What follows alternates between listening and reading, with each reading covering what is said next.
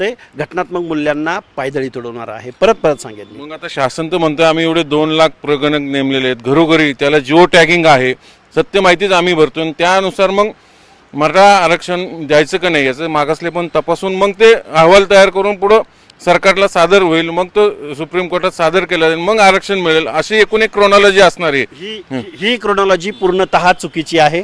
ही chronology आर्थिक प्रश्नावरती आधारित अशी मला वाटते. सर्व प्रश्न मी पाहिलेले आहेत.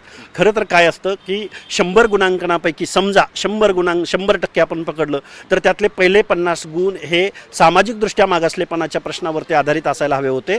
त्यामधून पासआउट झाल्यानंतर शिक्षण आणि नोकऱ्यामध्ये प्रतिनिधित्व या सामाजिक कारणामुळं त्यांचं प्रतिनिधित्व कमी पडलं, म्हणून दुसरं शिक्षण आणि नोकऱ्यामधलं करावं.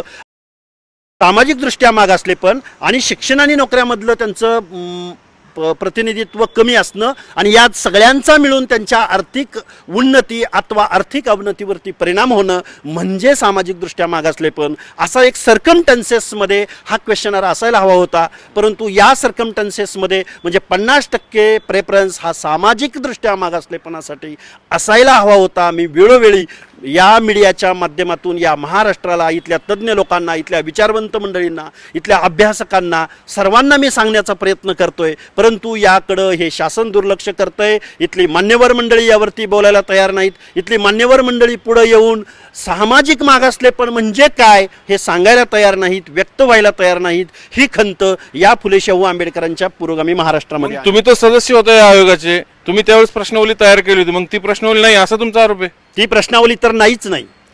हे बघा, राज्य मागासवर्ग आयोग आम्ही जोपर्यंत आयोगावरती होतो त्यावेळी आम्ही जी प्रश्नावली तयार केलेली होती ती प्रश्नावली तयार करण्यासाठी आम्ही अनेक विद्यापीठांमध्ये गेलो, आम्ही अनेक तज्ज्ञ लोकांना पाचारण केलं, आम्ही अनेक विषयावरती सामाजिक मागासलेपण, एज्युकेशन नोकऱ्यामधलं प्रतिनिधित्व आणि त्याचा या सगळ्यांचा परिणाम आर्थिक मागासलेपणावरती होणं, या सगळ्या सर्कमटन्सेसमध्ये आमची अगोदरच्या आयोगाची प्रश्नावली होती. मला वाटतंय हे प्रश्न हवे तसे प्रश्न, पाहिजे ते प्रश्न विचारले गेलेत.